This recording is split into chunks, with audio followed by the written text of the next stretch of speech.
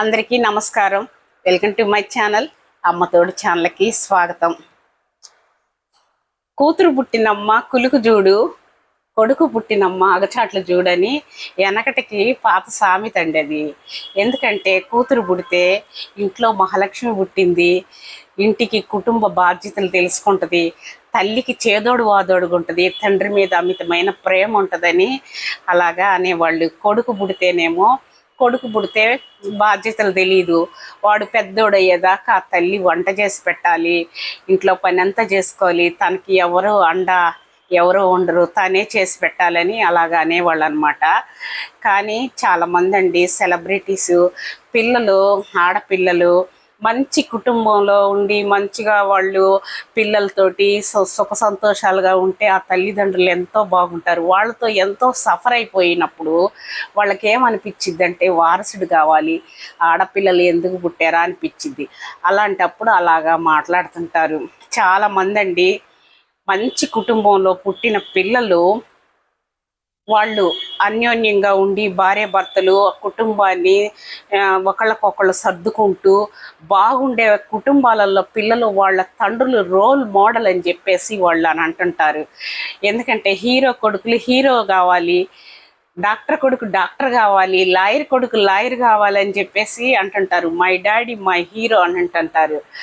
అదే కొన్ని కుటుంబాలలో యజమాని తాగేసి వచ్చి భార్యని ఇద్దరు గొడవలు పట్టుకుంటా ఇల్లంతా మనశ్శాంతి లేకుండా ఉండే కుటుంబాల్లో ఉండే పిల్లలు ఏం చేస్తారంటే ఫ్రెండ్స్ తోటి ఇంటికి పోవాలంటే చిరాకేస్తుందిరా, ఎప్పుడు ఇంట్లో గొడవ రచ్చగా ఉంటుంది అని చెప్పేసి మగపిల్లలైతే చెడు అలవాట్లకి వెళ్ళిపోతారు.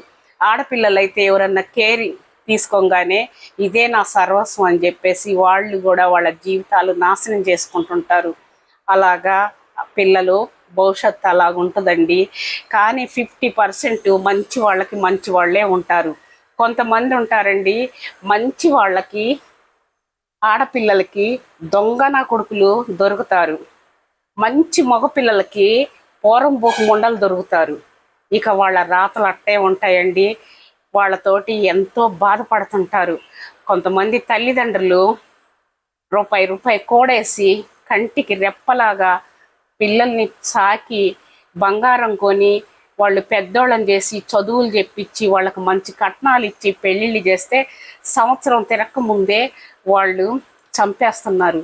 కొంతమంది ఇద్దరు పిల్లలు పుట్టినాక సైకోల్గా తయారైపోయి ఆ విధంగా చంపేస్తున్నారు.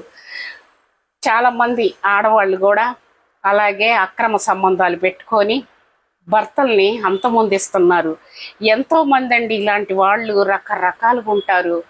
ఏది ఏమైనా మంచిగా వాతావరణంలో పుట్టి పెరిగిన పిల్లలు భవిష్యత్తు బాగుంటుంది. ఎంత మంచిగా పెంచినా కూడా వాళ్ళ తలరాతల్ని ఎవరూ మార్చలేరు. ఎందుకంటే మంచి కుటుంబాలలో పెరిగిన పిల్లలు 1-2 విడాకులు ఇచ్చేస్తున్నారు. ఆ తల్లిదండ్రుల క్షోభ చెప్పడానికి ఉండదండి. ఎంత మంచిగా చూసుకున్నా కూడా భార్యలు సరైన భార్య దొరక్కపోతే వాళ్ళు కూడా విడాకులు ఇస్తుంటారు, ఒకళ్ళకిద్దరం విడాకులు ఇచ్చేస్తుంటారు.